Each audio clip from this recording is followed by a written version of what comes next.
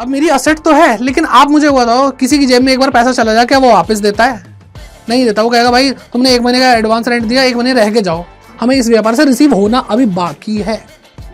देखो मैं सही बता रहा हूँ, इंग्लिश बड़ी ज़रूरी है। इंग्लिश पढ़ते, इंग्लिश में वर्ड्स पढ़ते, पूरा सारा सब्जेक्ट आपका इंग्लिश में दिया हुआ है, उसको थोड़ा तोड़ मरोड़ लो अपने हिसाब से। मैं ये नहीं कह रहा आप लेजेंड बन जाओ इंग्लिश के, वैसे तो बनना ही चाहिए भाई, वो भी तो सब्जेक्ट आप पढ़ रहे हो। बेटा प्लीज़ जाकर एक बार बुक खोलो, 11th क्लास का फाइनल अकाउंट उठाकर देखो ऑपरेटिंग प्रॉफिट निकालना कैसे आता है। ऑपरेटिंग प्रॉफिट ऑपरेटिंग एक्सपेंसेस और ऑपरेटिंग कॉस्ट को माइनस करके आता है। Hello everyone, welcome to Commerce Adda 24/7। My name is Aman Mehta और आज हम करने वाले हैं अकाउंटिंग रेशियोज, जो चैप्टर आप लोगों की नींदें उड़ा देता है कई बार, क्योंकि इतने सारे फॉर्मूलेज होते हैं कि भाई दिमाग तो खराब हो ही जाता है। बट पॉइंट इज दिस कि इस चैप्टर को अगर आज आप पढ़ लेते हैं इस वीडियो से, तो आपको सारे फॉर्मूले एकदम दिमाग में चिपक जाएंगे। आपको मैं इस तरीके से चीजें समझाने वाला हूं, इस तरीके से आपको फॉर्मूले बताए जाएंगे कि आपको मैक्सिमम टू मैक्सिमम रेशियोज को याद करने की जरूरत नहीं है। आपके पास हर एक चीज का लॉजिक होगा और आप अच्छे से चीजें समझ पाएंगे। और आपके एग्जाम में, बोर्ड एग्जाम में बहुत ज्यादा इंपॉर्टेंट होते हैं ये रेशियोज। तो जरूर देखिए इस क्लास को, एंड तक बने रहिए और वन शॉट में ये चैप्टर खत्म। तो चलिए स्टार्ट करते हैं और पहले पढ़ेंगे इसकी थ्योरी और उसके बाद इसके सारे के सारे रेशियोज हम देख लेंगे। ठीक है, तो सबसे पहले देखते हैं कि भाई रेशियोज होते क्या हैं और अकाउंटिंग रेशियोज क्या होते हैं। ठीक है, क्योंकि रेशियोज तो हमने मैथमेटिक्स में पढ़े थे, तो बिल्कुल सही बात है, रेशियोज है भी मैथमेटिकल एक्सप्रेशन। ठीक है, तो क्या कहा इन्होंने, it is an arithmetical expression of relationship between to related और इंटरडिपेंडेंट आइटम्स। तो बेटा रेशियो किस चीज का बनता है? रेशियो एक अर्थमेटिकल एक्सप्रेशन है और बनता किस चीज का है बेटा? ये दो या दो से ज्यादा कोई भी इंटर रिलेटेड क्या होते हैं बेटा? इंटर रिलेटेड फैक्ट या फिगर होते हैं, आइटम्स होते हैं, उससे बनाया जाता है, रिलेशनशिप मेंटेन करा जाता है। कि भाई कि जैसे मान लो कि किसी की डाइट क्या है, मतलब किसी को कितना वेट लॉस करना है तो वो कैलोरी कितनी लेता है, तो इन दोनों का एक रिलेशन है ना।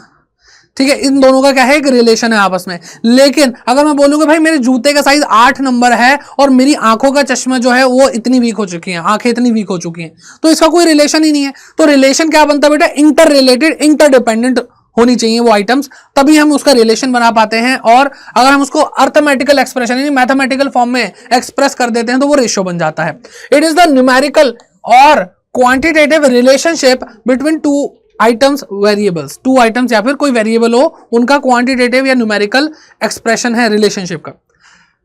फिर बात करते हैं अकाउंटिंग रेशियो क्या है। तो देखो सिंपल सी बात है, रेशियो समझ लेना, अकाउंट्स के अंदर जो रेशियो वो अकाउंटिंग रेशियो। अब पॉइंट ये आता है, तो कॉमन सेंस है, देखो कि आपको यहां पर जो आइटम्स मिलेंगे, जो वेरिएबल्स मिलेंगे, वो कहां से मिलेंगे? आपको अकाउंटिंग इंफॉर्मेशन से मिलेंगे, फाइनेंशियल इंफॉर्मेशन से मिलेंगे, जो फाइनेंशियल स्टेटमेंट में गिवन होती है।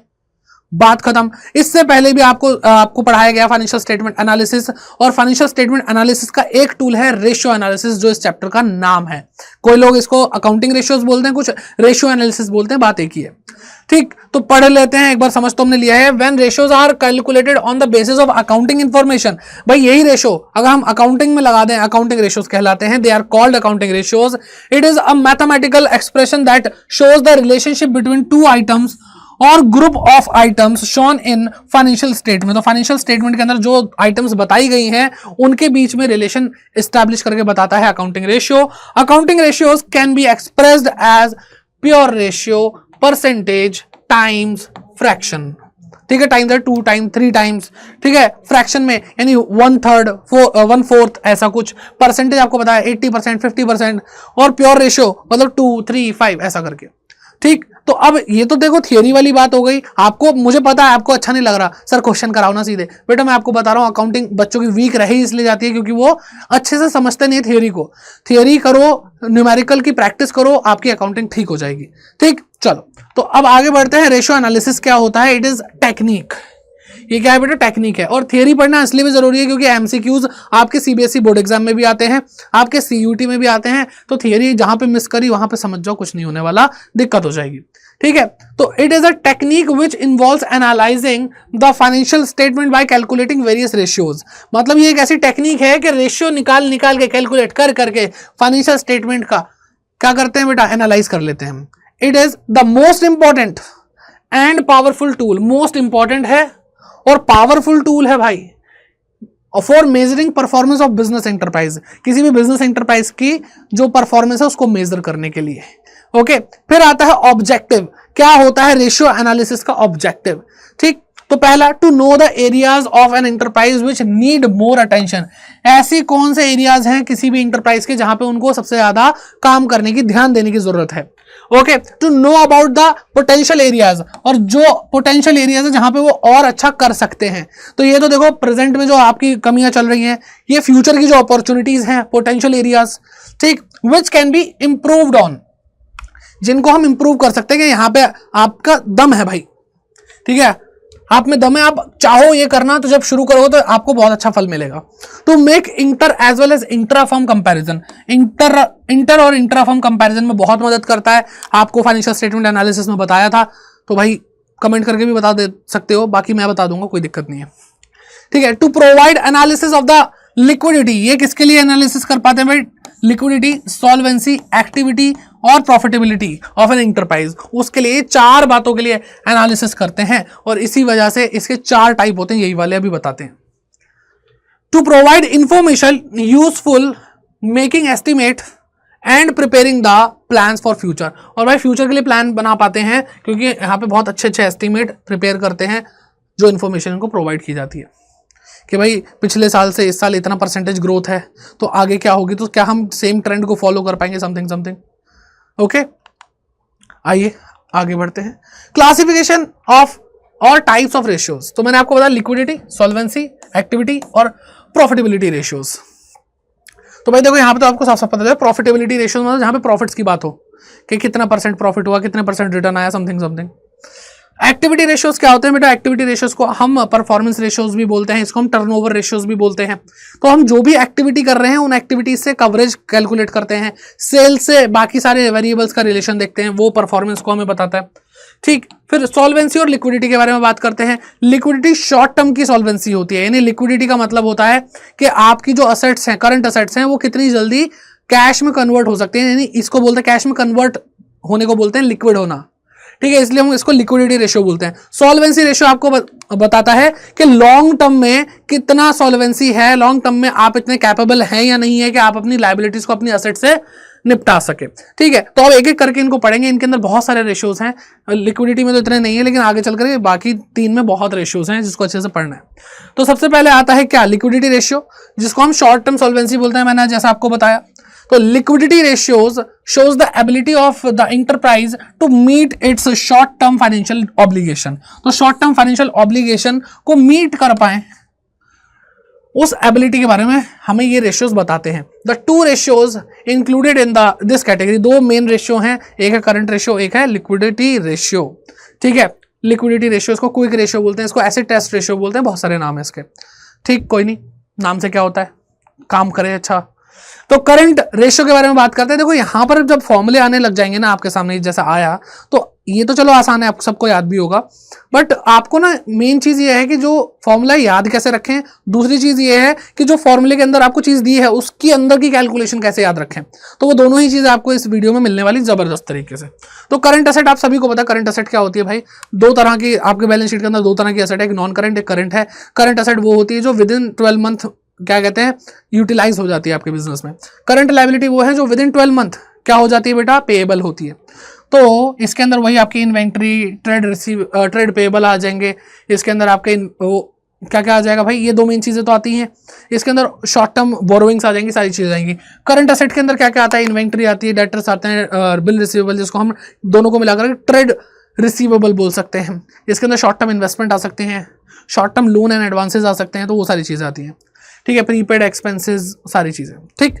तो ये वाली तो भाई बहुत सिंपल सी चीज है। करंट रेशियो क्या हो गया बेटा? करंट असेट अपॉन में करंट लायबिलिटी। अब करंट असेट निकालने के लिए क्या कर सकते हैं बेटा? करंट असेट निकालने के लिए हम टोटल असेट में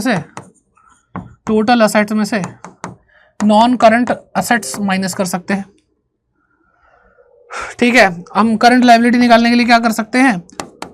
टोटल लायबिलिटी में से आप माइनस कर सकते हैं बेटा शेयर होल्डर फंड्स, माइनस कर सकते हैं आप इसमें नॉन करंट लायबिलिटीज।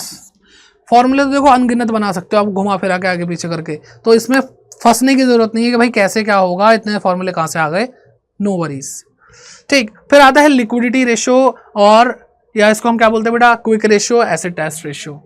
तो इसके अंदर क्या है? देखो लिक्विडिटी रेशियो का मतलब कि भाई यहाँ पर जो करंट असेट और करंट लायबिलिटी के बारे में बात कर रहे थे वो करंट रेशियो हो गया। ये उससे भी ज़्यादा रिफाइंड फॉर्म है उसी रेशियो की, यानी जो आपका रेशियो था उसी से ज़्यादा, उससे भी ज़्यादा रिफाइंड फॉर्म। अगर हम इसकी बात करते हैं तो इसका जो आइडल रेशियो है बेटा वो 2:1 है। 2:1 का मतलब क्या होगा, अगर आपकी असेट 2 हैं और आपकी लायबिलिटी 1 है, ठीक है, आपकी असेट 2 और आपकी लायबिलिटी 1 है, ओके। और यही अगर हम बात करें तो भाई यहाँ पे तो हम और बड़े लेवल पे आ जाते हैं कि भाई हमारी असेट भी एक ही है और हमारी लायबिलिटी भी एक है, और रिफाइन कर दिया। 1:1 का आइडियल रेशियो होता है इसका, ठीक है। तो इसका इन दोनों के तो खासतौर पे आइडियल रेशियोज पता होने बहुत जरूरी होते हैं, ठीक। अब यहाँ पे तो समझ में आया करंट लायबिलिटी सर वही वाली जो हमने पिछले रेशियो में पढ़ी है। ये क्विक और लिक्विड असेट्स क्या होती हैं, तो बेटा ये करंट असेट्स में से जब हम इन्वेंट्री माइनस करते हैं या फिर हम इसमें से क्या माइनस करते हैं बेटा, प्रीपेड एक्सपेंस, ये भी तो असेट होती है करंट असेट्स, इनमें से ये माइनस कर देते हैं तो जो आएगा बेटा वो हमारी लिक्विड या क्विक असेट्स होती हैं। सर ये क्यों माइनस हो गए, देखो बेटा करंट असेट जो 12 महीने के अंदर कैश में कन्वर्ट हो जाए, लिक्विड या क्विक असेट इससे भी जल्दी, जिसमें कोई रुकावट ही ना हो कैश में कन्वर्ट होने में। तो जिसमें रुकावट थी वो ये 2 थे, इनको हमने क्या कर दिया बेटा, हटा दिया। तो अब जो बाकी करंट असेट्स बची उनको हम लिक्विड या क्विक असेट बोल रहे हैं, और वो तो बिना किसी रुकावट के कन्वर्ट हो जाती है इजीली। क्यों सर इन्वेंट्री क्यों नहीं होती, बेटा देखो इन्वेंट्री का क्या है ना, इन्वेंट्री सिंपल सी बात है कि इन्वेंट्री जब हम खरीद के लाते हैं, कैश देते हैं, क्रेडिट पे अगर हम परचेज करते हैं तो वो हमारे गोडाउन में आती है, वो इन्वेंट्री होती है। अभी उसको बेचने में पहले वो जाएगी, ठीक है, डेट हमारे क्या कहते हैं कस्टमर के पास, कस्टमर मैं बाद में दूंगा, फिर वो बिल रिसीवेबल दे देगा, फिर वो कन्वर्ट होने में टाइम लगता है, तो ये उतना जल्दी कन्वर्ट नहीं होती। तो इसको हम क्विक की कैटेगरी में नहीं रखते। प्रीपेड एक्सपेंस की बात करते हैं, जैसे मान लो मैंने रेंट ना एडवांस में दे दिया, अब मेरी असेट तो है, लेकिन आप मुझे बताओ किसी की जेब में एक बार पैसा चला जाए क्या वो वापस देता है, नहीं देता। वो कहेगा भाई तुमने 1 महीने का एडवांस रेंट दिया, 1 महीने रह के जाओ, पैसे नहीं मिल रहे अब। तो प्रीपेड एक्सपेंसेस को रिकवर कर पाना मुश्किल होता है, ठीक है, बात समझ में आ रही है। तो इसलिए हम इन दोनों चीजों को हटा देते हैं और तब आती है लिक्विड या क्विक असेट, और करंट लायबिलिटी तो सेम है ही, तो टेंशन वाली बात ही नहीं है। तो ये 2 मेन लिक्विडिटी रेशियोज थे जो हमने पढ़े। अब बात करते हैं सॉल्वेंसी रेशियोज की, ठीक है, ये लॉन्ग टर्म सॉल्वेंसी की बात हो रही है, वहां पे शॉर्ट टर्म सॉल्वेंसी की बात हो रही थी। तो solvency ratios are calculated to जज the long term financial position, लंबे समय तक के लिए 5 साल 10 साल की पोजीशन को जज कर रही है कि भाई ये अपनी लायबिलिटी चुका पाएंगे, अपनी एसेट्स में इतना दम है इनकी एसेट्स में कि चुका पाएंगे अपनी लायबिलिटीज, ठीक है। तो यहाँ पे 4 रेशियोज आपको पढ़ने हैं, debt to equity ratio, total asset to debt ratio, property ratio और इंटरेस्ट कवरेज रेशियो पढ़ने हैं, ठीक है बेटा, ये 4। अब एक एक करके हम पढ़ेंगे और इसको समझना बेटा, आराम से समझना, आसानी से समझ में आ जाएगा। सबसे पहले आता है डेट टू इक्विटी रेशियो। देखो नाम फॉर्मूला कैसे याद होगा, डेट टू इक्विटी, जो पहले है वो ऊपर लिखा गया और इक्विटी नीचे लिखा गया, साफ बात। तो डेट टू इक्विटी, 2 का मतलब ये समझ लो, ये जो होते ना ऑब्लिक डिवाइड करने के लिए जो लाइन लिखते हैं हम, वो है। तो डेट अपॉन में इक्विटी, ओके। तो डेट का मतलब यहाँ पे क्या है, डेट का मतलब बेटा लॉन्ग टर्म डेट है, और लॉन्ग टर्म डेट में क्या आता है बेटा, लॉन्ग टर्म बोरोविंग्स आती हैं, लॉन्ग टर्म बोरोविंग्स आती हैं। जैसे हमारे यहाँ पे डिबेंचर्स हो गए, यहाँ पे हमारा टर्म लोन हो गया जो लंबे समय के लिए लिया, लॉन्ग टर्म लोन, वो सारी चीज़ें आती हैं। प्लस यहाँ पे लॉन्ग टर्म प्रोविजंस भी आते हैं, लॉन्ग टर्म प्रोविजंस भी आते हैं।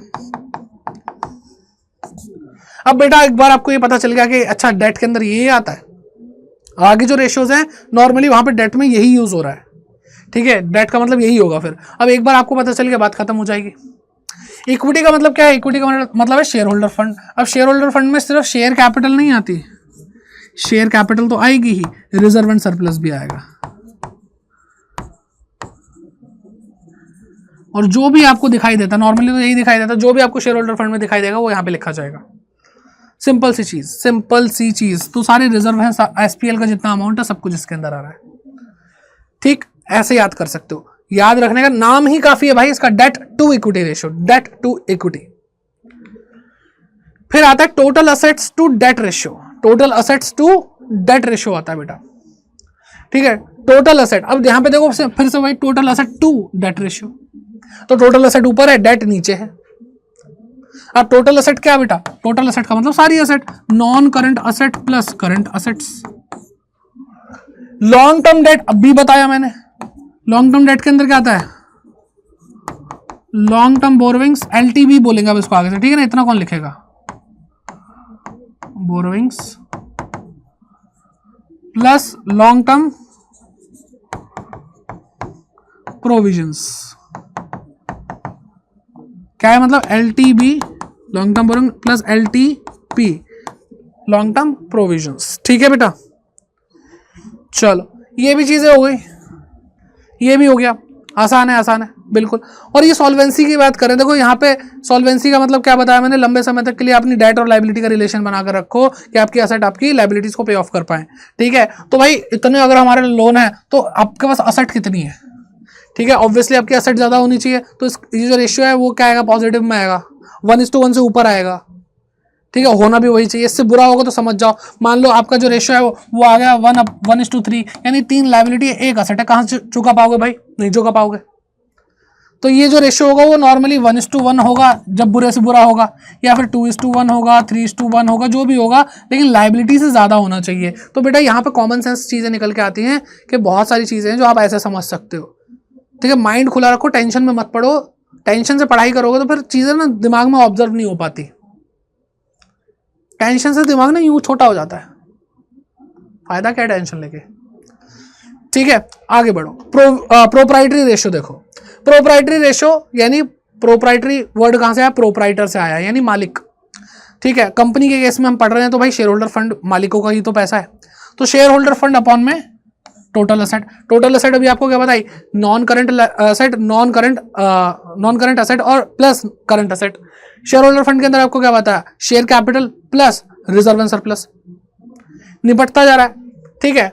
अब आप कहोगे सर याद कैसे रखें, तो बेटा ये करंट एसेट अपन करंट लाइबिलिटी सबसे ज्यादा पढ़ा जाता है, लिक्विड एसेट अपन में करंट लाइबिलिटी, ये भी याद रहेगा। फिर ये तो नाम से याद रहेगा, ये क्या रहेगा बेटा, नाम से याद रहेगा, डेट टू इक्विटी, फिर टोटल एसेट टू डेट, तो ये भी याद रहेगा। लेकिन प्रोप्राइटरी रेशियो कैसे याद रहेगा,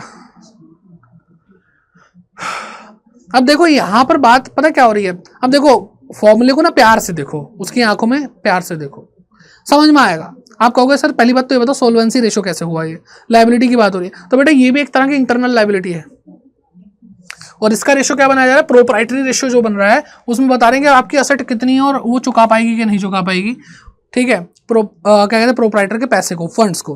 अब एक चीज ध्यान रखना, जरूरी नहीं है जो चीज आप सोच रहे हो वो ऊपर एसेट इस बार भी ऊपर आनी चाहिए, ऐसा कुछ नहीं है, ऐसा कुछ भी नहीं है, ठीक।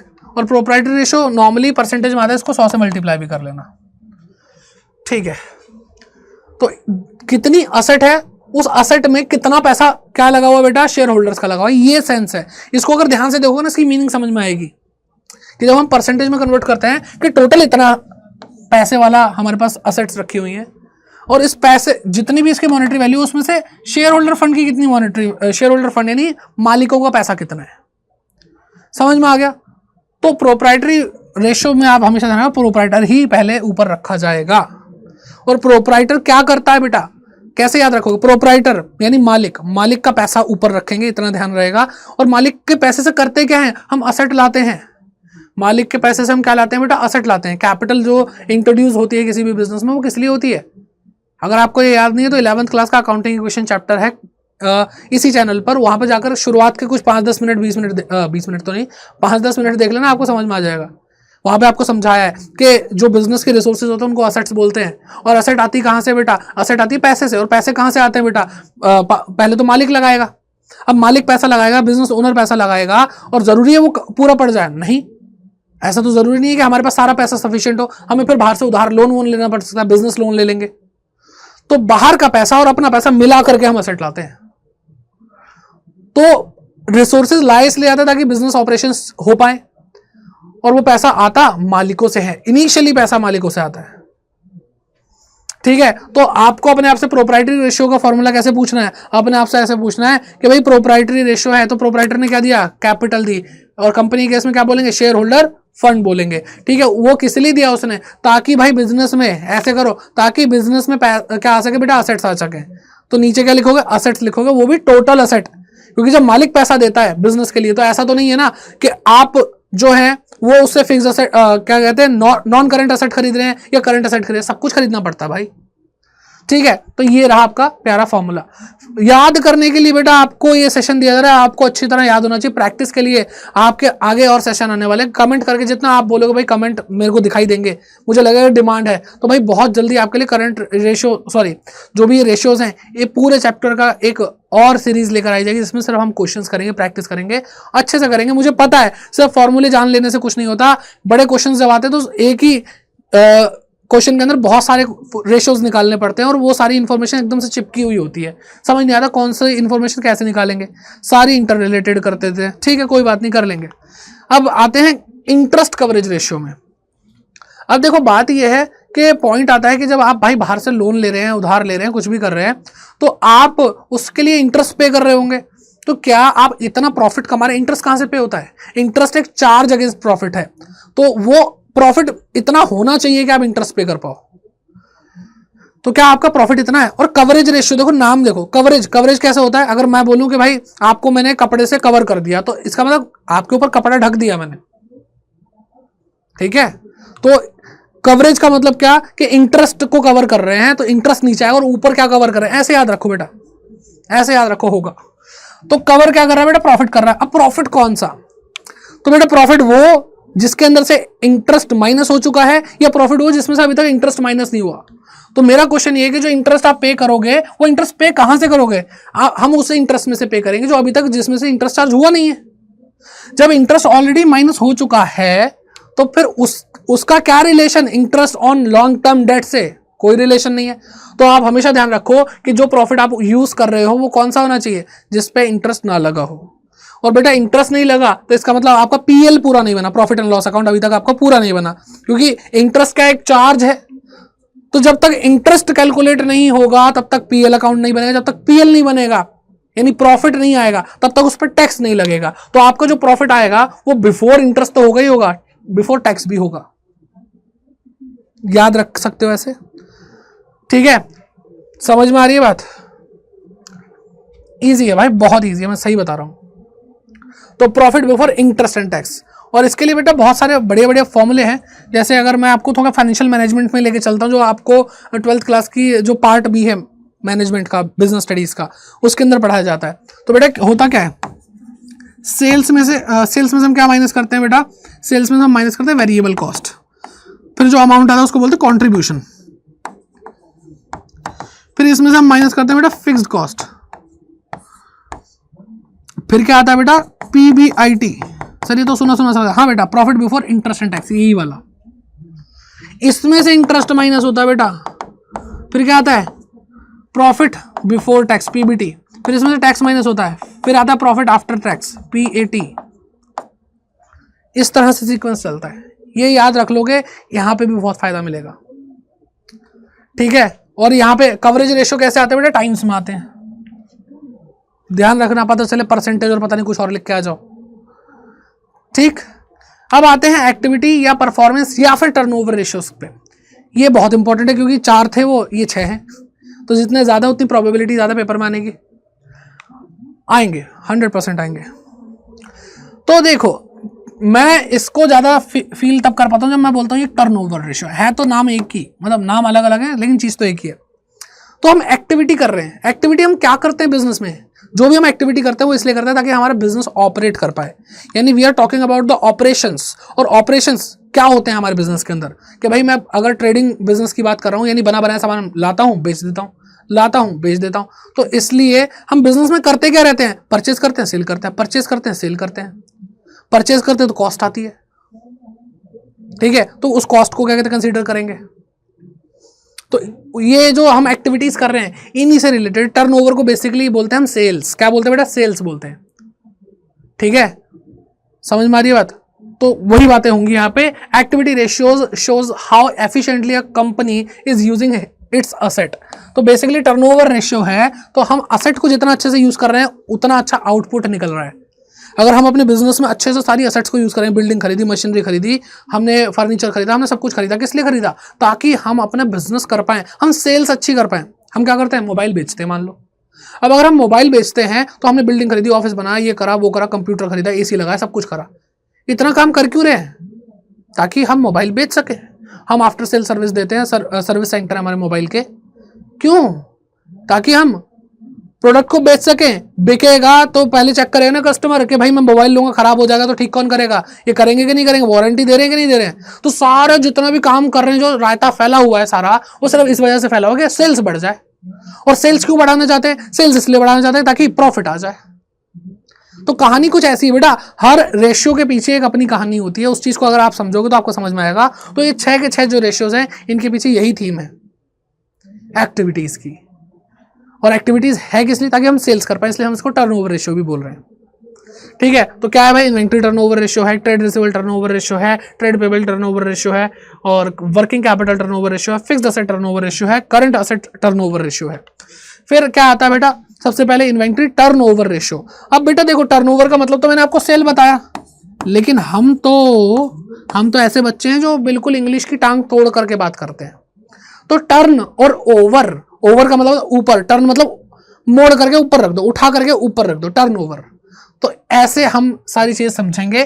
तो अब देखो, टर्नओवर किसके ऊपर हमें रखना है?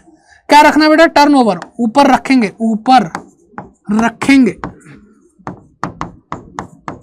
जो भी रिलेटेड एक्टिविटी हम कर रहे हैं, रिलेटेड एक्टिविटी। सर ये रिलेटेड एक्टिविटी क्या है? रिलेटेड एक्टिविटी इससे रिलेटेड एक्टिविटी, यानी किससे रिलेटेड? इससे रिलेटेड। जो आपको रेशियो पूछा जा रहा है, किस चीज का टर्नओवर रेशियो? इन्वेंट्री का टर्नओवर रेशियो है। तो क्या इन्वेंट्री का मतलब क्या होता है? सामान खरीद कर गोडाउन में रखना। तो क्या ये हम सेल्स बनाने के लिए नहीं कर रहे कि कितनी इन्वेंट्री होनी चाहिए? मान लो हम इन्वेंट्री कम लाए, सामान बिक जाए, फिर कस्टमर बोल रहे हो कि भाई और प्रोडक्ट लाओ, और प्रोडक्ट लाओ, और हमारे गोडाउन में सामान ही नहीं है, तो कस्टमर वापस जाने लग जाए, लॉस हो जाए, क्या फायदा? तो इसका मतलब क्या हुआ? इसका मतलब ये इन्वेंट्री भी एक ऐसी एक्टिविटी है जो बिजनेस के ऑपरेशन में हमारी मदद करती है, इसलिए इस एक्टिविटी को एक्टिविटी रेशियोज में रखा गया। सिंपल सी बात है। ठीक है, तो टर्न ओवर किसके ओवर, किसके ऊपर? बेटा रिलेटेड एक्टिविटी क्या है? इन्वेंट्री की रिलेटेड एक्टिविटी क्या है? Cost of revenue from operation, COGS। Sir आप तो कह रहे टर्नओवर रेशियो सेल्स से रिलेटेड बात होगी, तो बेटा COGS जो होता है, कॉस्ट ऑफ गुड्स सोल्ड, क्या जब हम टोटल सेल्स को कॉस्ट पे शो करते हैं, कॉस्ट पर शो करते हैं,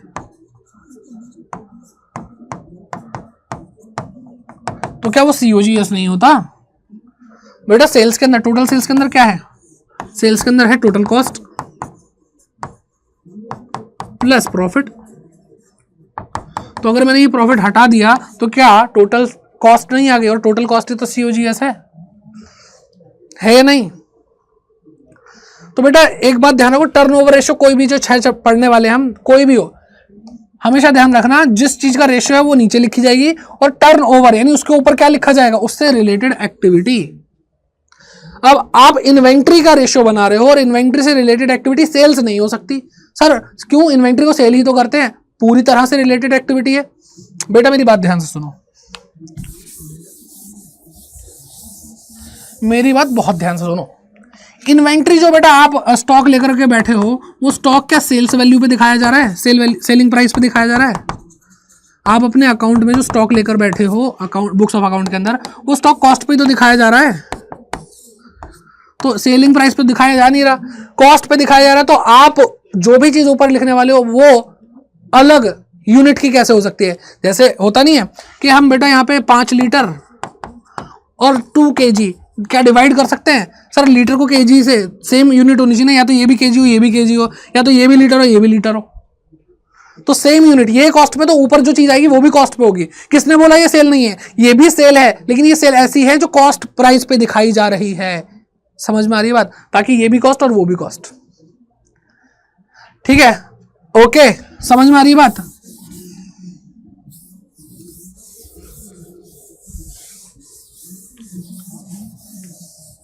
चलो जी, अब देखते हैं कि सर एवरेज इन्वेंट्री कैसे निकालते हैं। तो बेटा आपको जो दे रखा है, ओपनिंग इन्वेंट्री दे रखी है, इन्वेंट्री प्लस क्लोजिंग इन्वेंट्री,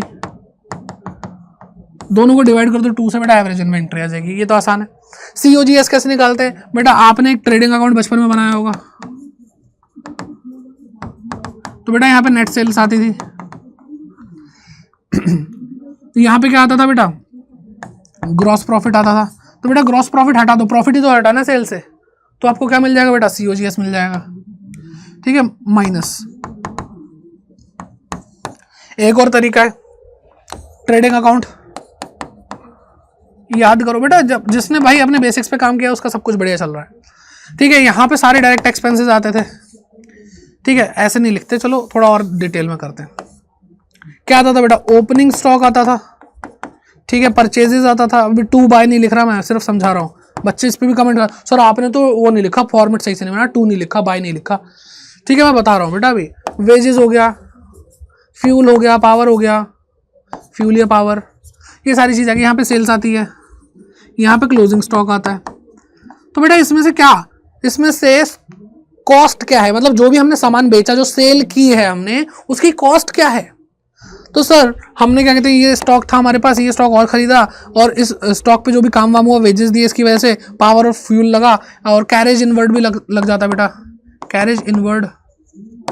ठीक है, वो भी दिया। तो ये सारी चीज़ है। लेकिन सर ये जो सारा स्टॉक था ना, इसके अंदर से ये वाला बच गया, तो बेटा इसमें से माइनस कर दो, इन सारे एक्सपेंसेस में से ये माइनस कर दो, तो आपको क्या मिली बेटा, ये सारी कॉस्ट आई थी, लेकिन ये तो बिका नहीं ना, तो इसको कॉस्ट में इंक्लूड नहीं कर सकते। इसको कॉस्ट में इंक्लूड नहीं करेंगे, माइनस करेंगे तो क्या आएगा, COGS, ऐसे हो जाएगा। ठीक है, समझ में आ रही है बात। तो चीजें अगर आपने पहले पढ़ी हुई है तो आपको अच्छे से समझ में आ जाएगी, नहीं पढ़ी हुई तो भाई मैं अच्छे से समझा रहा हूं, ऑलरेडी समझा रहा हूं, बस कुछ तो हनुमान जी की तरह याद आए तुम्हें, तुम्हारी शक्तियां। ओके, तो भाई COGS निकालना आ गया। अब आगे बढ़ते हैं, आगे COGS आएगा, बात ही नहीं करेंगे हम इससे। ठीक है, अब बात करते हैं बेटा ट्रेड रिसीवेबल टर्नओवर रेशियो। पहले तो मैं ट्रेड रिसीवेबल के बारे में बात करता हूं। Trade receivable, trade receivable, trade मतलब व्यापार, रिसीवेबल मतलब जो हमें इस व्यापार से रिसीव होना अभी बाकी है। देखो मैं सही बता रहा हूँ, इंग्लिश बड़ी जरूरी है। इंग्लिश पढ़ते, इंग्लिश में वर्ड्स पढ़ते, पूरा सारा सब्जेक्ट आपका इंग्लिश में दिया हुआ है, उसको थोड़ा तोड़ मरोड़ लो अपने हिसाब से। मैं ये नहीं कह रहा आप लेजेंड बन जाओ इंग्लिश के, वैसे तो बनना ही चाहिए भाई, वो भी तो सब्जेक्ट आप पढ़ रहे हो, लेकिन इसको समझने के लिए बिल्कुल देसी बच्चे की तरह आपकी इंग्लिश होगी, चलेगा आपको। ठीक है, ये रिसीवेबल, रिसीव होगी जो आगे होगी, है ना, जो आगे रिसीव होने लायक है। और ट्रेड मतलब व्यापार, तो व्यापार से क्या रिसीव होता है, हमारे डेटर जो होते हैं वो पैसा देते हैं, वो ट्रेड रिसीवेबल हुए। बिल रिसीवेबल यानी वो बिल्स जो अभी आगे हमें वापस पैसा मिलने वाला है जिससे, तो बेटा ट्रेड रिसीवेबल का मतलब होता है डेटर प्लस बिल रिसीवेबल। बात समझ में आ रही है बात। ठीक है, और इसको इसलिए हम ट्रेड रिसीवेबल टर्नओवर रेशियो की जगह हम डेटर टर्नओवर रेशियो भी बोल सकते हैं, अगर हम उसमें सिर्फ डेटर को कंसीडर कर रहे हैं तो। ठीक है, और ये क्या है बेटा, इसकी शॉर्ट फॉर्म टर, मैं इसको मेंढक रेशियो बोलता हूँ। टर कौन करता है बेटा, मेंढक करता है। ठीक है, टर। तो बेटा किस चीज का रेशियो, ट्रेड रिसीवेबल का रेशियो है सर। तो बेटा ट्रेड रिसीवेबल टर्न ओवर, तो इसके ऊपर कुछ लिखा जाएगा, तो ये कहाँ आएगा, नीचे आएगा। तो जो भी चीज नीचे आएगी बेटा, अब आप खुद सोचो, हमने अभी इन्वेंट्री टर्नओवर रेशियो पढ़ा, तो इन्वेंट्री ओपनिंग बैलेंस शीट में भी होगी, क्लोजिंग बैलेंस शीट में भी होगी। ओपनिंग बैलेंस भी होगा इन्वेंट्री, क्लोजिंग बैलेंस भी होगा, तो कौन सा लेंगे, तो बेटा एवरेज लेंगे। तो नॉर्मली इस टर्नओवर रेशियोज जितने भी हैं उसमें जो भी आप रेशियो बना रहे हैं जिस चीज का, उसकी एवरेज ही ली जाएगी, क्योंकि डेटर्स जो होंगे वो भी आपके ओपनिंग में कुछ और होंगे, क्लोजिंग में कुछ और होंगे, तो एवरेज लेना ही एकमात्र रास्ता है हमारे पास। तो ट्रेड रिसीवेबल के एवरेज लेंगे कैसे बेटा, opening balance plus closing divided by 2। क्या ओपनिंग क्लोजिंग, ट्रेड रिसीवेबल का, इन दोनों का, समझ रहे हो।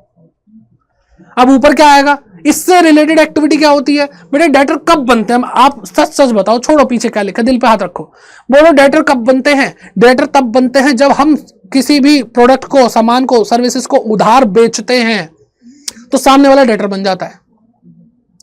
तो डेटर से, ट्रेड रिसीवेबल से रिलेटेड एक्टिविटी एक ही है, नेट क्रेडिट सेल्स, ना कि टोटल सेल्स, ना कि COGS, ऐसा कुछ मत सोचो।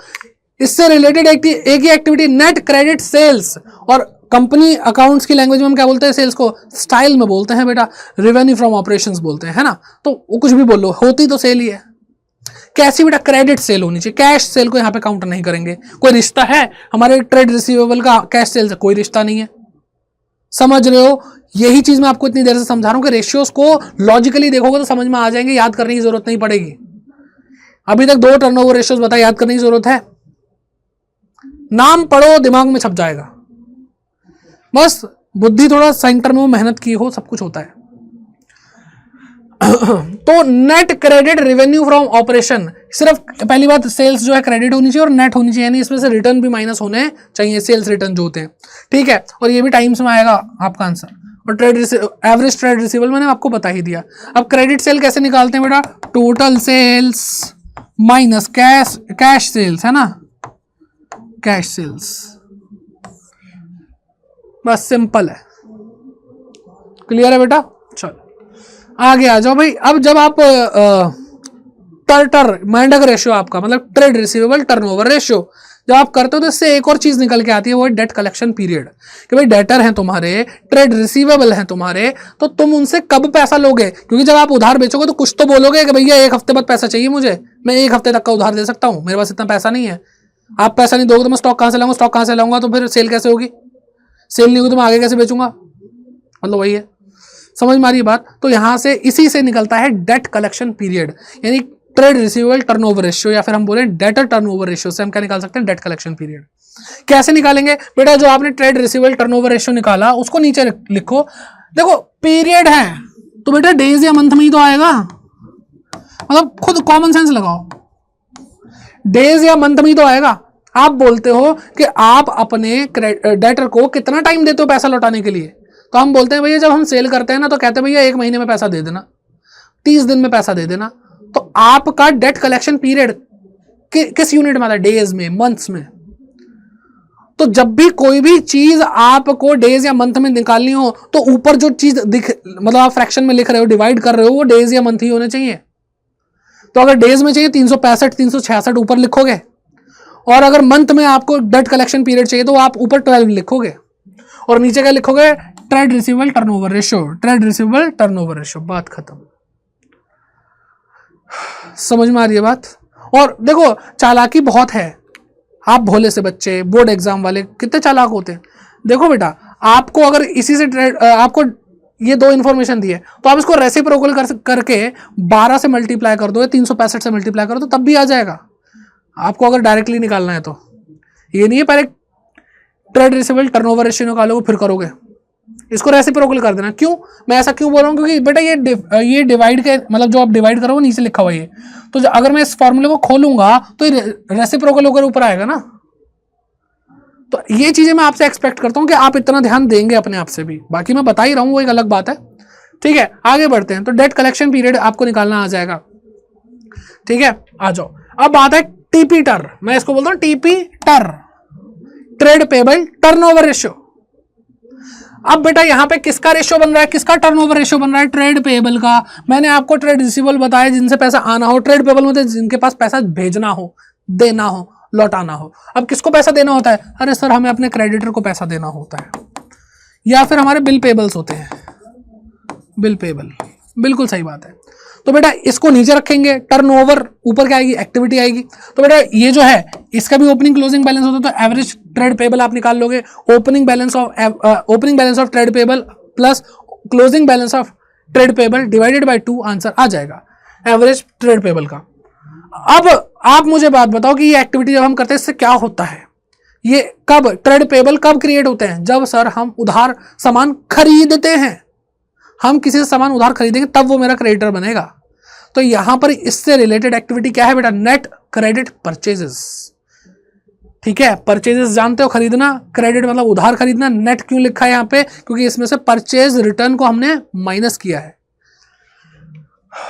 ठीक है तो कैसे आएगा बेटा, ये आएगा total purchase minus cash purchase, और इसमें से वो परचेज रिटर्न माइनस कर देना। ठीक है आ जाएगा, तब क्या आएगा, नेट क्रेडिट परचेजेस आ जाएगा। बहुत आसान है ना, आसान है कि नहीं भाई, कमेंट करके जाना, मुझे बताना कि ये वीडियो आपके लिए हेल्पफुल रही, कितनी हेल्पफुल रही, और क्या आप चाहते हो जरूर बता के जाना। क्योंकि ये चीजें देखो जब तक कंप्लीट नहीं हो जाती ना, आपको रोटी मिले लेकिन उसका सब्जी ना मिले तो पेट कहां से भरेगा। कोई भी एक चीज नहीं खाकर गुजारा होता ना। तो आपको अगर ये कराया तो प्रैक्टिस भी करानी है, और भी बहुत सारे सेशन देने हैं आपको। तो आप बताओ तो सही आपको दिक्कत कहाँ आ रही है, तो उतना बेस्ट आपको मिल पाएगा फिर यहाँ से। फिर आते हैं एवरेज पेमेंट पीरियड या फिर एवरेज एज ऑफ पेबल्स। तो बेटा जैसे डेट कलेक्शन पीरियड होता है कि भाई डेटर हैं तो उनको हम बोलते हैं ना इतने टाइम बाद पैसे दे देना। तो जब हम सामान उधार खरीद रहे हैं, हमारे क्रेडिटर भी तो हमें बोल सकते हैं कि पैसे ले आना चुपचाप 1 महीने बाद। तो उनका क्या पीरियड है, यानी कहने का मतलब क्या है कि हमें अपने क्रेडिटर को कब पैसा लौटाना होता है, कितने टाइम का वो हमें मोहलत देता है। ठीक है, तो यहां पे भी बिल्कुल सेम है। आप क्या करोगे बेटा, जो आपने टीपी टर्न निकाला यानी ट्रेड पेबल टर्नओवर रेशियो, वो नीचे लिख दोगे, ऊपर 12 मंथ से या 365 से डिवाइड कर दोगे एज पर योर रिक्वायरमेंट, कि आपको डेज में आंसर चाहिए या फिर आपको मंथ्स में आंसर चाहिए। ठीक है, और जो मैंने आपको रेसिप्रोकल वाला फंडा बताया था, देखो यहां पे इन्होंने कर दिया। इन्होंने क्या करा बेटा, यहां पे टीपीटर का फॉर्मूला क्या होता है, एवरेज ट्रेड क्या होता है बेटा, net credit purchase divided by average trade payables. तो बेटा अगर मैंने यहां लिखा है तो इस फॉर्मूले को मैं खोलूंगा तो जो एवरेज ट्रेड पेबल है वो ऊपर चला जाएगा ना। तो देखो यहाँ पे एवरेज ट्रेड पेबल ऊपर है, नेट क्रेडिट परचेज नीचे है, तो हमने रेसिप्रोकल कर दिया। क्या है बेटा ये, इसका रेसिप्रोकल। ठीक है, और इनटू में नंबर ऑफ मंथ यानी 12 या फिर नंबर ऑफ डेज 365 जो नॉर्मली होते हैं। दोनों सेम ही है फॉर्मूले, कुछ अलग नहीं है, बस दिखने में अलग लग रहे हैं। ठीक है, आगे बढ़ते हैं। आगे क्या आ रहा है भाई, आगे रहा वर्किंग कैपिटल टर्नओवर रेशियो। तो बेटा आपको टर्नओवर समझ में आ रहा है, वर्किंग कैपिटल समझ लो, वर्किंग कैपिटल का टर्नओवर रेशियो। वर्किंग कैपिटल का मतलब होता है current asset minus current liability. अब ये वर्किंग कैपिटल का थोड़ा फंडा समझो क्या है। वर्किंग कैपिटल जो वर्क कर रही है, तो सर बाकी सारी जो कैपिटल है वर्किंग कैपिटल के अलावा क्या चूड़ियां पहन के बैठी हुई? नहीं बेटा, वो जमी हुई है एक तरह से, जैसे बिल्डिंग खरीद ली, ठीक है, 2 करोड़ की बिल्डिंग है, 2 करोड़ ऐसे टिके हुए हैं। लेकिन वर्किंग कैपिटल क्या होती है बेटा, सर्कुलेट होती रहती है। कैसे कि करंट असेट्स यानी हमारे इन्वेंट्री है, डेटर है, सब कुछ है, इनमें क्या कहते हैं पैसा जाता आता रहता है, करंट लायबिलिटी में पैसा जाता आता रहता है, तो ये जो हमारा पैसा लगा हुआ वो सर्कुलेट हो रहा है। अब करंट असेट की बात कर लें तो ये भी तो असेट है, इस असेट में भी तो ओनर का पैसा होगा और इस असेट में भी तो बाहर वालों का पैसा होगा, आउटसाइडर का। और आउटसाइडर का पैसा कौन सा होता है बेटा, करंट लायबिलिटी होता है। अगर मैं आउटसाइडर का पैसा निकाल दूं तो करंट असेट में क्या बचा, जो ओनर ने अपना पैसा दिया शॉर्ट टर्म के लिए। बेटा इतने तरीके से, इस तरीके से सोच करके आपने शायद ना पढ़ा हो, तो चीजों को ना देखना सीखो अकाउंटिंग के अंदर। सीधे ये नहीं तो डेबिट में आता क्रेडिट में आता, बात खत्म। यहाँ तो डेबिट क्रेडिट ही नहीं है, इसीलिए चैप्टर थोड़ा हाँ टेढ़ा लग रहा होगा आपको। ठीक है, टीपीटर नहीं लिखना था यहाँ पे, ये working capital turnover ratio WCTR।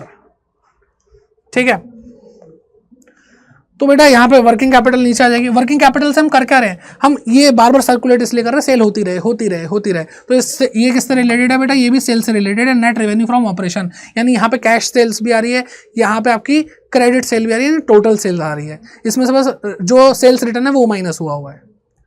ठीक है, ओके, फिर आगे बढ़ते हैं। अगला आता है फिक्स्ड असेट टर्नओवर रेशियो। अब किसका टर्नओवर रेशियो है बेटा, फिक्स्ड असेट का। फिक्स्ड असेट कैसे निकालते हैं बेटा, देखो बेटा अगर आपने बैलेंस शीट ध्यान से देखी है ना तो आपको पता होगा कि दो असेट साइड में 2 कैटेगरी बनी है, एक है नॉन करंट, एक है करंट असेट्स की। नॉन करंट के अंदर बेटा फिक्स्ड असेट होते हैं। फिक्स्ड असेट के अंदर 2 चीजें होती हैं, एक होती है इंटेंजिबल और एक होती है टेंजिबल। तो यहाँ पे तो दोनों की बात हो रही है, जितनी भी फिक्स्ड असेट है उनको लेंगे। ठीक है, तो मैंने आपको बताया टर्नओवर रेशियो है, तो जो आपको यहाँ पे दिख रहा है जिसका रेशियो है वो नीचे होगा और उससे रिलेटेड चीज ऊपर आएगी। तो फिक्स्ड असेट भी हम इसीलिए खरीदते हैं ताकि सेल्स हो सके। देखो सिंपल सी चीज है, यहाँ पे क्रेडिट सेल COGS का कोई लेना देना नहीं है।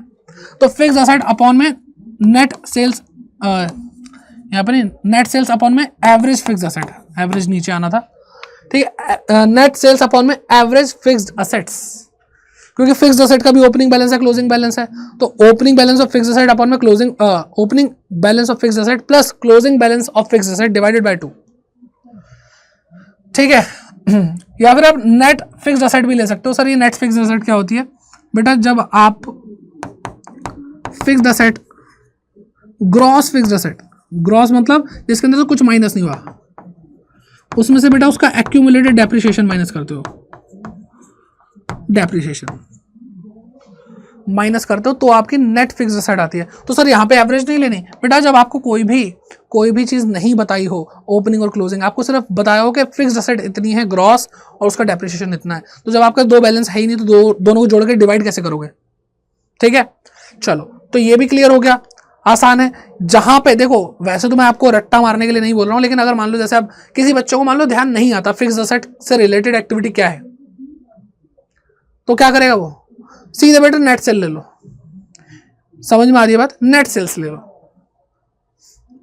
बाकी इतना तो कॉमन है, कि फिक्स्ड असेट जो होती है बेटा वो भी सेल्स करने के पर्पज से ही ली जाती है ना।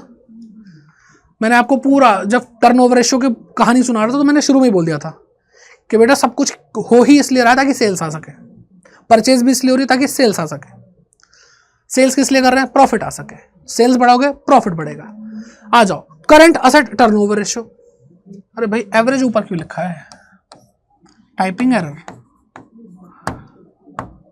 देखो तो करंट असेट है भाई, तो करंट असेट टर्नओवर रेशियो क्या हो गया बेटा? नीचे average, average total asset, current asset डाल दो यहां पे।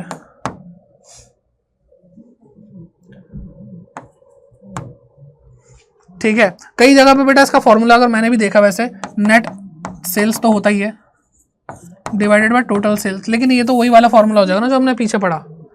ठीक है, तो आप इसमें ये फॉर्मूला भी यूज कर सकते हो, आप नॉर्मली ये वाला फॉर्मूला भी यूज करो क्योंकि इसमें बहुत डिस्प्यूट रहता है। तो आप फिलहाल आपकी बुक के अंदर ये फॉर्मूला लिखा हुआ यही कर लो। ठीक है, तो टोटल असेट्स अपॉन ऊपर क्या लिखेंगे बेटा? Net sales. तो जो भी चीज आपको भाई नहीं समझ में आ रही कि इससे क्या रिलेट करता है, तो सेल्स तो सबसे रिलेटेड है, सबसे ही रिलेटेड है। ठीक, अब आते हैं प्रॉफिटेबिलिटी रेशियोज की तरफ। ठीक है, किस पे आते हैं बेटा? प्रॉफिटेबिलिटी रेशियोज क्या होते हैं? तो भाई यहाँ पे 6 नहीं अब तो 7 है, और ये बेटा कंपैरेटिवली ऊपर के कुछ रेशियोज आसान होते हैं, बहुत आसान होते हैं। ठीक है, प्रॉफिटेबिलिटी रेशियो, प्रॉफिट्स के बारे में बात हो रही है, परफॉर्मेंस के बारे में बात हो रही है, एफिशिएंसी के बारे में बात हो रही है, क्योंकि प्रॉफिट्स क्या होते हैं? प्रॉफिट्स आउटकम होता है बेटा, जो भी हमने किया वो हमारा आउटकम है कि भाई ये देखो हमने ये हासिल किया है। ठीक है, सेल्स जितनी करी हमने, परचेजेस जितनी करी, जितनी भी एक्टिविटी करी उनसे हमने ये हासिल किया है। तो सारी की सारी बातें यहाँ पे कि पैसा लगाकर कितना मिला, कितनी सेल करने पे कितना मिला, तो वो उस रिटर्न्स पे, उन क्या कहते हैं प्रॉफिट्स पे बात की जाएगी। ठीक है, चलो अब यहाँ पे भाई बहुत मजा आता है क्योंकि 11th का बहुत ज्यादा लेना देना है। तो चलिए स्टार्ट करते हैं। पहले ग्रॉस प्रॉफिट रेशियो से।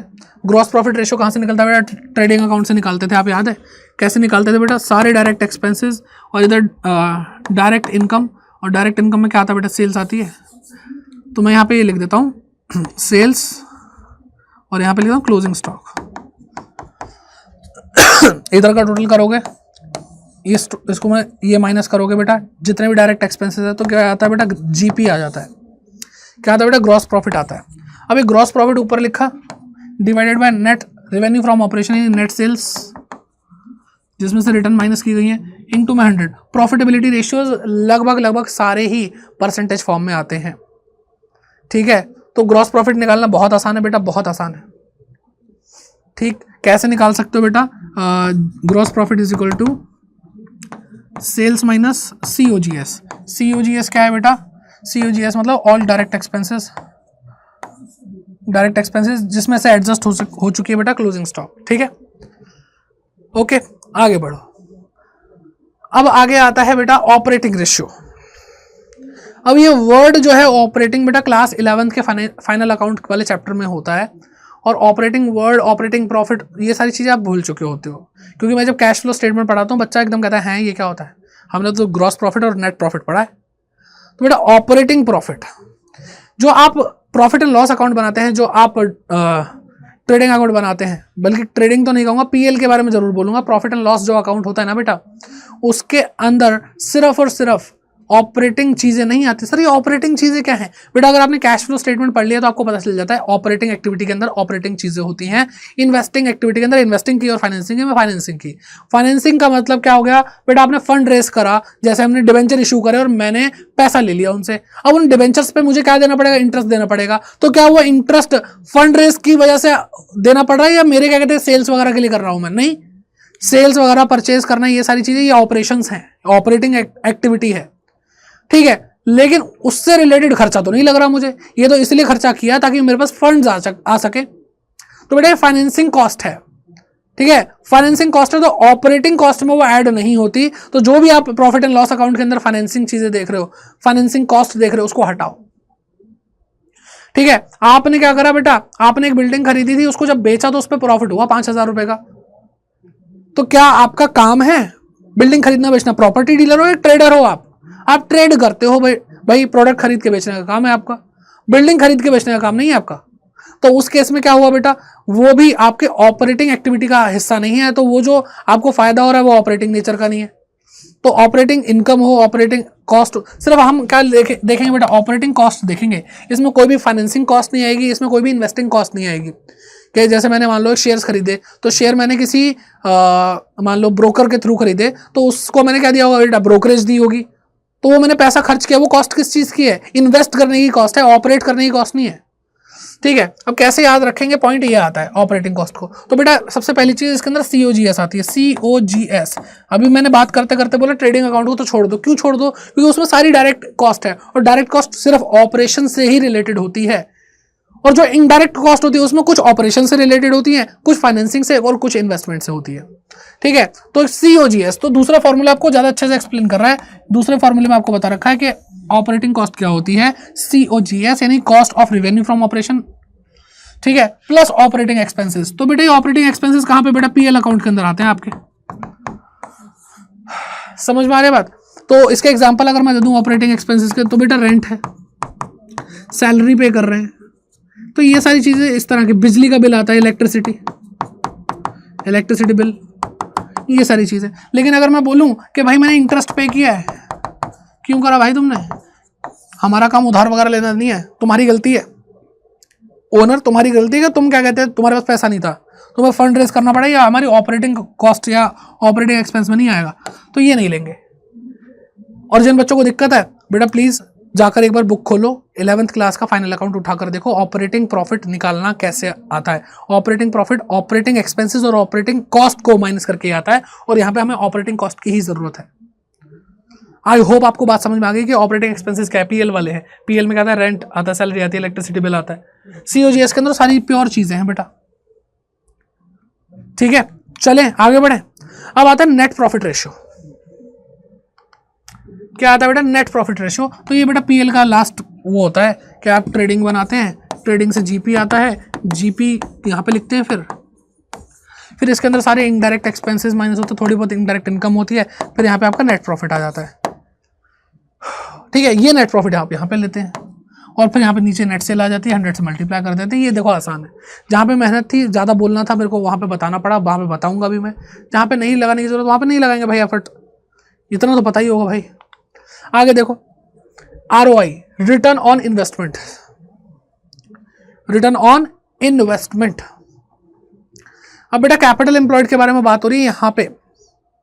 इन्वेस्टमेंट क्या है, जो पैसा इन्वेस्ट हुआ है, सर किसका पैसा इन्वेस्ट हुआ है, ओनर का, ओनर का तो हुआ ही है बेटा। आपने जो बाहर से भी लिया वो भी आपकी इन्वेस्टमेंट ही है। जब कैपिटल एम्प्लॉयड के बारे में बात करते हैं तो अल्टीमेटली हम बात करें total amount employed in the business, कि एम्प्लॉयड मतलब लगाया गया है। तो पैसा सिर्फ आपका लगा है नहीं, आपने उधार लेकर भी लगाया है। तो जितना भी पैसा लगाया है उससे क्या मिल रहा है उसको चेक करने के लिए ये रेशियो बना है। इसको हम क्या बोलते हैं, रिटर्न ऑन कैपिटल एम्प्लॉयड भी बोलते हैं। तो कैपिटल एम्प्लॉयड में क्या आ गया बेटा, इक्विटी आ गई, यानी आपका पैसा, इक्विटी आ गई प्लस डेट आ गया, यानी सारी शेयर कैपिटल और सारी लॉन्ग टर्म बोरोइंग। ठीक है, और ऊपर क्या आएगा बेटा, ये पैसा लगा करके क्या मिलता है बेटा, ये पैसा लगा करके सर हमें नेट प्रॉफिट मिलता है बिफोर इंटरेस्ट। इंटरेस्ट से पहले क्यों, क्योंकि बेटा यहाँ पे डेट भी है, क्योंकि अगर हम डेट को देख रहे हैं तो डेट बोलता है कि भाई तुम मेरा पैसा लगा करके कितना आपको रिटर्न मिला, कितना प्रॉफिट कमाया आपने। तो डेट के लिए तो प्रॉफिट हुआ है जिसमें से इंटरेस्ट माइनस नहीं हुआ। अभी समझाया था ना मैंने इंटरेस्ट कवरेज रेशियो में कि जब भी इंटरेस्ट की बात होगी या डेट की बात होगी तो वो प्रॉफिट कंसिडर किया जाएगा जिसके अंदर से इंटरेस्ट अभी तक एडजस्ट नहीं हुआ है। देखो सिंपल, फिर से एक और बार बताता हूं, इक्विटी और डेट। तो बेटा इक्विटी यानी शेयर, इक्विटी शेयर कैपिटल या फिर प्रेफरेंस शेयर कैपिटल, और डेट का मतलब जो भी हमने डिबेंचर वगैरह लोन वोन ले रखा है। तो ये पैसा लगा करके ये जितने भी सोर्सेस की बारे में हम बात करें कि इक्विटी भी एक सोर्स है, प्रेफरेंस शेयर भी एक सोर्स है, और इसके अंदर बेटा डेट भी एक सोर्स है जिससे रिटर्न्स आ रहे हैं। तो इनसे इनके जितनी भी कॉस्ट आ रही है उनसे पहले का खर्चा, तो ये इंटरेस्ट जो है बेटा डेट की कॉस्ट है, और जो बेटा प्रेफरेंस डिविडेंड है वो जो इक्विटी लगा है यानी शेयर होल्डर्स का पैसा लगा है, प्रेफरेंस शेयर होल्डर का पैसा लगा है, वो उनकी कॉस्ट है। और सब कुछ घटा देने के बाद टैक्स आता है, तो इंटरेस्ट जाता है, टैक्स जाता है, प्रेफरेंस डिविडेंड जाता है, उसके बाद बेटा इक्विटी का आता है। तो इक्विटी का जो डिविडेंड है वो भी माइनस नहीं हुआ, प्रेफरेंस का डिविडेंड है वो भी माइनस नहीं हुआ, और इंटरेस्ट भी माइनस नहीं हुआ, और इंटरेस्ट माइनस हुआ तो टैक्स भी माइनस हो नहीं सकता। ठीक है, तो ये वाला जो आपका बताया जा रहा है भाई नेट प्रॉफिट, उसके अंदर इंटरेस्ट अगर माइनस हो तो प्लस कर दो, टैक्स अगर माइनस हो तो वापस से ले आओ, प्रेफरेंस डिविडेंड माइनस हो तो वापस से ऐड बैक कर दो, तब जाके काम होगा। क्वेश्चन करने बहुत जरूरी है बेटा, सिर्फ फॉर्मूले, मैंने ये वीडियो इसीलिए दी है आपको ताकि आप याद कर सको। फॉर्मूले रट लेने से कुछ नहीं होगा, प्रैक्टिस करोगे तो अटकोगे तब भी। अभी तो भाई सबसे बड़ा मुद्दा यही है कि याद ही नहीं होते, करना तो दूर की बात है। फिर आता अर्निंग पर शेयर, ये बहुत आसान है। अभी मैंने आपको बताया था ना कैसे होता है, पहले सेल्स होती है, सेल्स में से हम क्या माइनस करते हैं बेटा, वेरिएबल कॉस्ट माइनस करते हैं, फिर उसके बाद कॉन्ट्रीब्यूशन आता है, कॉन्ट्रीब्यूशन में फिक्स्ड कॉस्ट माइनस करते हैं, फिर क्या आता है profit before interest and tax आता है, फिर इसमें से क्या माइनस करते हैं बेटा, इंटरेस्ट माइनस करते हैं, फिर क्या आता है प्रॉफिट बिफोर टैक्स आता है, फिर इसमें टैक्स माइनस करते हैं, तो फिर बेटा प्रॉफिट आफ्टर टैक्स आता है, इसमें से प्रेफरेंस डिविडेंड बांटा जाता है, प्रेफरेंस डिविडेंड बांटा जाता है, फिर उसके बाद बेटा आता है profit available for equity share holder. Short में लिखने में पता नहीं क्या क्या लिख दिया मैंने। ये क्या बेटा क्या है बेटा, प्रॉफिट अवेलेबल या अर्निंग अवेलेबल फॉर या earning available to equity share holder. तो ये सब कुछ माइनस होने के बाद जो अमाउंट बचा ये इक्विटी के लिए बचा, इक्विटी शेयर्स के लिए, इक्विटी शेयर कैपिटल के लिए। तो अल्टीमेटली यहाँ पे पूछ रहे हैं अर्निंग पर शेयर, तो एक शेयर ने कितना पैसा कमाया। तो भाई जब सब कुछ सबको बांट दिया उसके बाद जो इक्विटी शेयर के लिए बचा वो सारा उसका, तो इस अमाउंट को net profit after tax preference dividend सब कुछ। अब देखो आफ्टर टैक्स लिखा है तो आफ्टर टैक्स का मतलब क्या है, इंटरेस्ट माइनस हो चुका है, इसलिए यहाँ पे आफ्टर इंटरेस्ट नहीं लिखा। समझ में आ रही है बात। तो net profit after tax and preference dividend सब कुछ माइनस कर करा के जो आपके पास आया वो प्रॉफिट क्या है, और वो प्रॉफिट सबको देने के बाद बचता कौन है, सिर्फ इक्विटी शेयर होल्डर बचते हैं हमारे। तो ये प्रॉफिट किसका है, इक्विटी शेयर होल्डर का है। तो मान लो 10 लाख रुपए है और 1 लाख इक्विटी शेयर्स थे, तो बेटा एक शेयर में 10 रुपए कमाए, यही होता है अर्निंग पर शेयर, ईपीएस। क्या होता है बेटा, अर्निंग पर शेयर होता है। आ रही है बात समझ में, आ रही है ना, आसान है बेटा, आसान है। जब आप क्वेश्चन करोगे तो आपको समझ में आएगा कितना आसान है। टर्नओवर रेशियोज में बहुत मेहनत लगती है, टर्नओवर रेशियो में ज्यादा मेहनत लगती है, जो पढ़ा चुका हूं मैं आपको। अब आता है डिविडेंड पर शेयर, कि एक शेयर पे डिविडेंड क्या मिल रहा है, और डिविडेंड किसको मिलेगा बेटा, वो शेयर जो अब बचे हुए जिनको रिडीम नहीं करा अभी तक हमने। तो बेटा यहां पे सबसे पहले total dividend paid in a year, ये तो आपको क्वेश्चन में गिवन होगा। अब इतना कैलकुलेशन आपसे नहीं कर पाएंगे, ये आपको क्वेश्चन में गिवन होगा कि टोटल डिविडेंड पे कितना करा है साल भर में। और outstanding share of a company, और कंपनी के जो बाकी बचे हुए शेयर हैं जो अभी तक जिंदा है, टाइगर जिंदा है तो शेयर भी जिंदा है, वही वाले शेयर को डिविडेंड मिलेगा ना। तो वो शेयर, नंबर ऑफ शेयर आप नीचे लिख दोगे, तो एक शेयर पे कितना डिविडेंड मिला वो पता चल जाएगा। ठीक है, आई होप आपको अच्छे समझ में आ गया होगा। और आगे बढ़ते हैं, लास्ट, आई थिंक लास्ट है ये, क्या है बेटा, profit earning ratio, PE ratio जिसको हम बोलते हैं, या फिर इसको प्राइस अर्निंग रेशियो भी बोल सकते हैं। ये आगे चल करके बहुत इंपॉर्टेंट बन जाता है रेशियो। क्यों बन जाता है वो अभी आपको समझ में नहीं आएगा, और ना मुझे अभी आपको समझाना है। ठीक है, ये फाइनेंशियल मैनेजमेंट, अकाउंटिंग में नहीं, फाइनेंशियल मैनेजमेंट में बहुत जरूरी है। तो पीई रेशियो के बारे में बात करते हैं। इसका फॉर्मूला बिल्कुल सिंपल है, क्वेश्चन में सारी चीजें गिवन है। एक रेशियो आपका यूज हो रहा है, ईपीएस अभी आपने निकालना सीखा, ये आपने एक रेशियो सीखा है, उसी रेशियो को यूज करके एक और रेशियो बन रहा है। तो बेटा प्राइस अर्निंग रेशियो, कि भाई हमने जो कमाई करी उसमें से कितना प्रॉफिट मिल रहा है। तो देखो market value of equity share, कि भाई मार्केट वैल्यू तो इतनी है, इतनी वैल्यू होने पे हम इतना कमा पा रहे हैं एक शेयर पे, हम एक शेयर पे इतना कमा पा रहे हैं। ठीक है, समझ रहे हो कि भाई मार्केट वैल्यू इतनी होने पर इतना कमा पा रहे हैं हम, तो इसे बोलते हैं प्रॉफिट अर्निंग रेशियो। ठीक है, आपको ऑलमोस्ट हर रेशियो का लॉजिक दे दिया है याद करने के लिए, एक आध का मैं नहीं कहता, क्योंकि चीजें क्या कहते हैं सारी याद, मतलब सारी क्या कहते हैं आसानी से समझ में आ जाए वो जरूरी नहीं है। इसके लिए डिटेल चीजें आएंगी, जो ज्यादा चीजें पूछी नहीं जाती उसके लिए लॉजिक भी हमने नॉर्मल से ही रखे हैं, लेकिन जो चीज़ जितना पॉसिबल हो सकता था मैंने आपको याद करने के लिए लॉजिक दे दी है, कहानियां दे दी हैं। आई होप आपको ये सेशन बहुत अच्छा लगा होगा, और अगर अच्छा लगा है तो भाई इतना तो बनता है कि आप इस सेशन को पूरा पूरा सपोर्ट करेंगे, लाइक करेंगे, अपना प्यार बरसाएंगे, शेयर जरूर करेंगे सबके साथ, क्योंकि ये जो चैप्टर है बहुत ज़्यादा नाक में दम करता है बच्चों की। एंड कमेंट करके फीडबैक जरूर दीजिए कि क्या आपको यहाँ पर इस वीडियो को देखने के बाद रेशियोज आसानी से याद हो रहे हैं, ठीक है। मैं पर्सनली अगर इस वीडियो के नीचे कमेंट पढ़ूंगा, क्योंकि मेरे लिए आपका फीडबैक बहुत जरूरी है, आप मेरे लिए बहुत जरूरी हैं। और भाई इस चैनल को सब्सक्राइब कर लो, क्योंकि बहुत जरूरी चीजें यहाँ पे ऑलरेडी आ चुकी हैं। सारे वन शॉट कवर हो चुके हैं बेटा, सारे वन शॉट कवर हो चुके हैं। अब आपको क्या करना है, पूरी पढ़ाई करनी है, पूरी की पूरी पढ़ाई करनी है आपको। कॉमर्स अड्डा 24/7 चैनल जो अभी जिस पे आप देख रहे हो, यहाँ पे प्लेलिस्ट में जाना है बेटा। प्लेलिस्ट में आपको 12th क्लास की पूरी अकाउंटिंग की प्लेलिस्ट यहाँ पे दी गई है, जिसमें सारा कोर्स खत्म हो चुका है। तो प्लीज प्लीज प्लीज अब सारे रिसोर्सेज है, कोई बहाना नहीं है, आपको पढ़ाई करनी है, ठीक है। अब आपको क्या करनी है बेटा, पढ़ाई करनी है।